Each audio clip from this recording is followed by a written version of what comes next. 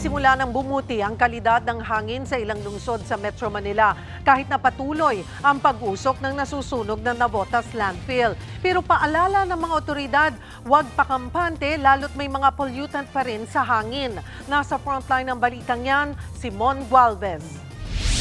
Sa drone video na ito ng News 5, patuloy ang paglabas ng usok sa nasusunog pa ring Navotas Sanitary Landfill. Kita rin kung gaano kalawak ang bahagi ng landfill na naabo sa loob ng halos 3 linggo. Kaya ang diskarte ng mga otoridad, gumagamit na ng mga bulldozer at backhoe para tabunan ng lupa ang mga umuusok pang bahagi. Kahapon, nag-abiso ang ilang LGU sa Metro Manila na unhealthy o hindi ligtas ang kalidad ng hangin, dulot pa rin ng sunog sa Navotas landfill. Pero kanina, sabi ng Environmental Management Bureau ng DENR, bumalik na sa good to moderate ang air quality sa malaking bahagi ng Metro Manila. Paliwanag ng ahensya, nakadagdag din sa pagbaba ng kalidad ng hangin ang matinding init ng panahon. Hindi raw kasi agad makawala ang mga pollutant dulot ng kawalan ng hangin o ulan. Kung natatrap po yung lamig, yun po yung tinatawag nating thermal inversion. So yung mga pollutants natin, hindi po siya nagdi-disperse pataas po. Kaya naiipon po siya sa ground level. Paglilinaw naman ng ahensya, hindi lang dapat isisi sa Navotas Sanitary Landfill ang pagbaba ng kalidad ng hangin.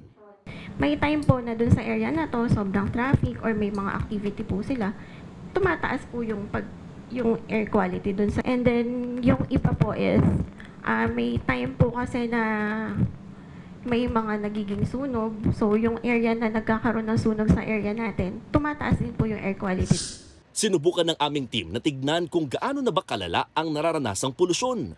Naglagay kami ng facial tissue sa bintana ng aming sasakyan at binaybay ang mga kalsada sa Mandaluyong at Quezon City.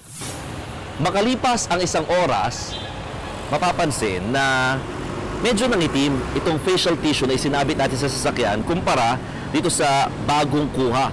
Lumalabas na may mga particles na hindi naman nakikita pero nalalanghap natin.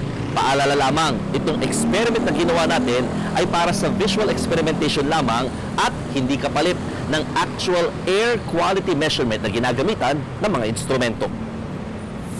Sabi ng Quezon City Health Department, wala pa naman daw silang naitatalang nadala sa ospital dahil sa epekto ng maruming hangin. Pero babala nila, hindi ito dapat isawalang bahala. Kung may sakit po tayo sa baga na malubha, no, tapos consistently exposed po tayo doon sa pollutant na yun, no, every day, malapit pa po tayo, no, it can aggravate yung condition nila. So, pwede yung condition nila yung mag-cause ng death. Bukod sa paalalang magsuot ng face mask kung kinakailangan, ipinagbabawal din ng Quezon City LGU ang pagsisiga o pagsusunog ng mga basura sa kalsada o sa bakuran. Nakakadagdag kasi ito sa polusyon at nakasasama rin sa kalusugan.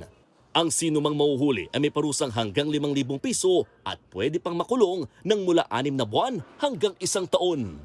Nagbabalita mula sa Frontline, Mon Gualvez, News 5. Mga kapatid, Cheryl Cosing po. Maging maalam at may pakialam sa mga napapanahong issue at headlines. Mag-follow at mag-subscribe na sa social media pages ng News 5.